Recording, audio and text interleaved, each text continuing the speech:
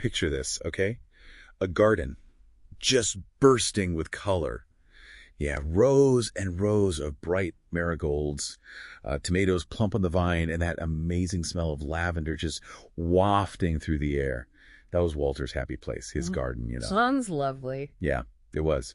But after his stroke left him, well, partially paralyzed, his whole relationship with his garden, with that space he loved, it changed. It really did. And it's more than just about gardening, though. It touches on all these things like resilience and community, even just simple kindness and what that can do. So are you ready to kind of dig into this a little bit? Yeah, let's get into it. Gardens, I mean, they really can become a reflection of a lot more than just nature, right? They can reflect life's ups and downs, too. Absolutely. I mean, in Walter's case after the stroke, even using his tools became really difficult.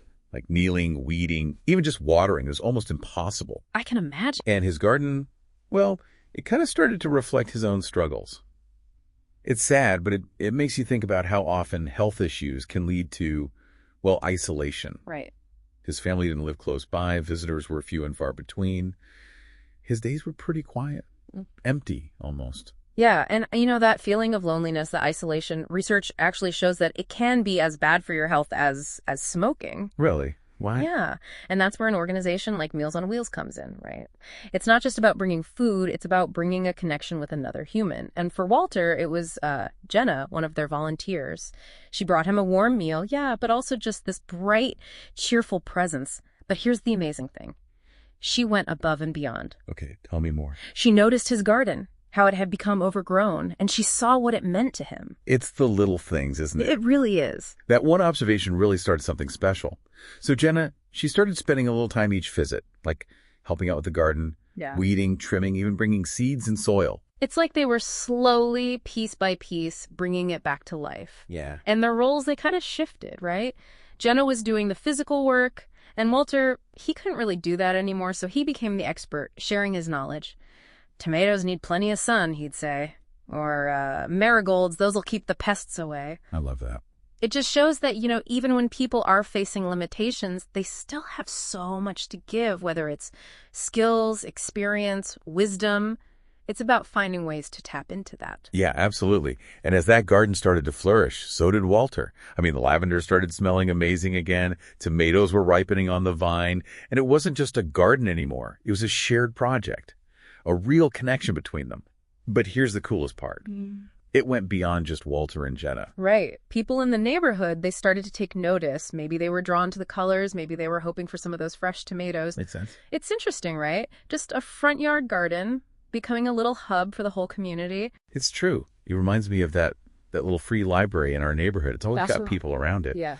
Walter and Jenna's story, it really makes you think about how much we all crave that sense of connection, of belonging. It does. And then, get this, Jenna goes and does something even more amazing. She gives Walter a raised garden bed. And it was specially designed so he could reach it from his wheelchair. Ah, that's great. See, that's accessible design at its best, right? Yeah. It's not about making things look pretty. It's about giving everyone the chance to participate, no matter their physical abilities. Yeah. Meals on Wheels, they do such important work providing food. But this story highlights something else, too. That social interaction, that feeling of purpose, that's vital for well-being. And what Walter said about the garden, it's about resilience, it's about hope, it's about that potential for growth that we all have, even when things are tough. Okay, so wrapping things up here, what can we take away from all this? Well, first, if you're feeling inspired by Walter and Jenna, you can go to moompact.org, volunteer, and find out how to get involved with Meals on Wheels. Great idea. But also, think about the gardens in your own life, in your community, that could use a little TLC. Maybe it's a relationship that's been neglected. Maybe it's a dream you've forgotten about. Or maybe it's just reaching out to someone who's lonely. Because even the smallest act of kindness can make a difference. It can ripple outwards and make the world a little brighter, a little more connected for everyone. I think that's a great place to leave it. It is, isn't it? Yeah. Thanks for joining me for this deep dive today. My pleasure.